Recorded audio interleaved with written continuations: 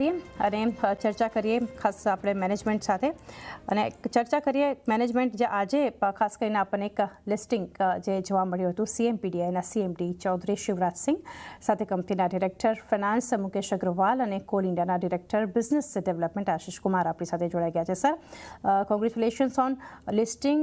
और सबसे पहले सर एक शुरुआत करना चाहेंगे, कैसे अगर फ्रंट पर देखें जैसे एक लार्जर स्ट्रेटेजिक ऑब्जेक्टिव बिहाइंड ये लिस्टिंग आप क्या देख रहे हैं? मुकेश सर आपसे जानना चाहेंगे तो एक व्यू इसके ऊपर।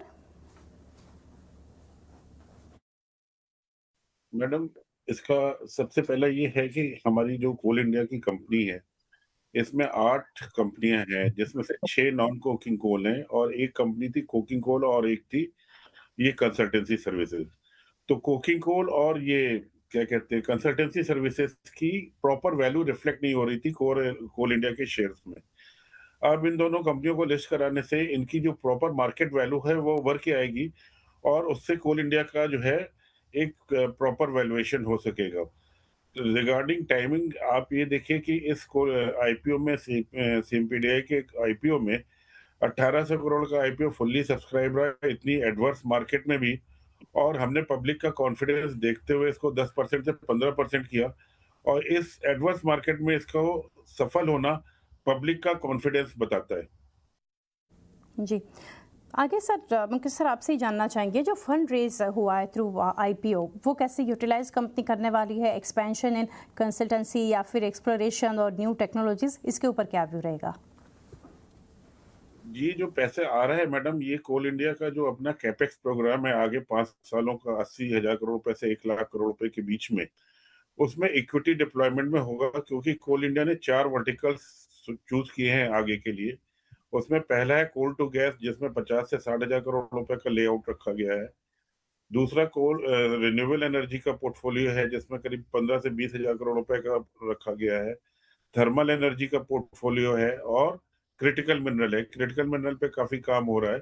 तो इन सब प्रोजेक्ट्स में करीब 1 लाख करोड़ रुपए का कैपेक्स है अगले 5 सालों में। तो अगर हम 70-30 भी करेंगे या 80-20 भी करेंगे तो 20 से 30,000 करोड़ रुपए की इक्विटी की रिक्वायरमेंट है।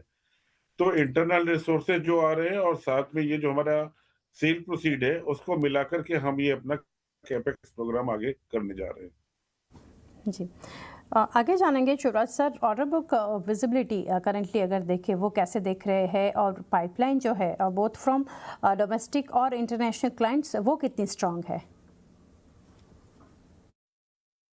ऑर्डर बुक की बात करें तो हमारे पास में complete visibility for next 5 years रहती है, क्योंकि जो कोल इंडिया का प्लान है नेक्स्ट 10 इयर्स का, that is with us. And then जो गवर्नमेंट ऑफ इंडिया का CSS फंडिंग है, सेंट्रल सेक्टर स्कीम की, वो फंडिंग का 5 इयर्स का हमको विजिबिलिटी रहती है।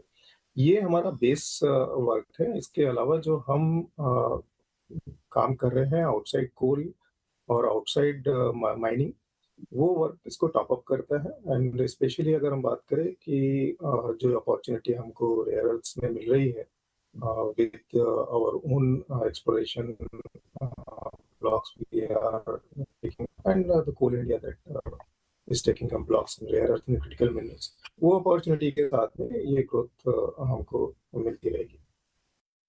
जी आपसे सर जानेंगे यहाँ से, जैसे वर्ल्ड एक ट्रांजिशन हम देख रहे हैं टुवर्ड्स एनर्जी, तो कंपनी की अगर बात करें कैसे पोजीशनिंग अभी देख रहे हैं कंपनी की बियॉन्ड कोल अगर देखने जाए ये सेक्टर में, ये स्पेस में?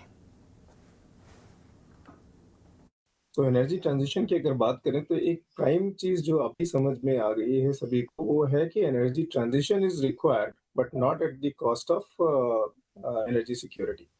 तो हमें दोनों पहलुओं पे काम करना है। पहले तो एनर्जी सिक्योरिटी प्रोवाइड करने के लिए जो रिक्वायरमेंट है कोल सेक्टर में, वो हमें फुलफिल करनी है, but at the same time कोल में जो भी हम काम कर रहे हैं वो सस्टेनेबल तरीके से करें, वो हम इंटीग्रेट कर रहे हैं अपनी सारी प्लानिंग सर्विसेज में। एंड दूसरे है कि हम जो रिन्यूएबल एनर्जी में काम कर रहे हैं, स्पेशली अगर कोल इंडिया का देखें तो नेक्स्ट 2 इयर्स में 9.5 गीगावाट का टारगेट है, तो उसके साथ हम काम कर रहे हैं। रिन्यूएबल के क्षेत्र में भी हम काम करते जा रहे हैं, जो कि हमारे इस एनर्जी ट्रांजिशन पोर्टफोलियो का एक अच्छा हिस्सा बन रहा है। जी सर बहुत शुक्रिया आप शिवराज सर, आशीष सर और साथ ही Mukesh sir. Best wishes for coming quarters. તો આ રીતે આપણે જોયું આજે એક લિસ્ટિંગ જે રીતે આપણને કંપનીનું થતું દેખાયું CMPDIનું સ્ટોક પ્રાઇસ પર અત્યારે જે કંઈ ડિસ્કાઉન્ટ સાથે લિસ્ટિંગ થયું તો અત્યારે આપણે જોઈ રહ્યા છીએ આ બંને એક્સચેન્જ પર NSE અને BSE પર લિસ્ટ થયો છે. સ્ટોકમાં અત્યારે 8-9% ઘટાડો આપણે જોઈ રહ્યા છીએ. એ સાથે આજે જ્યાં ફોકસ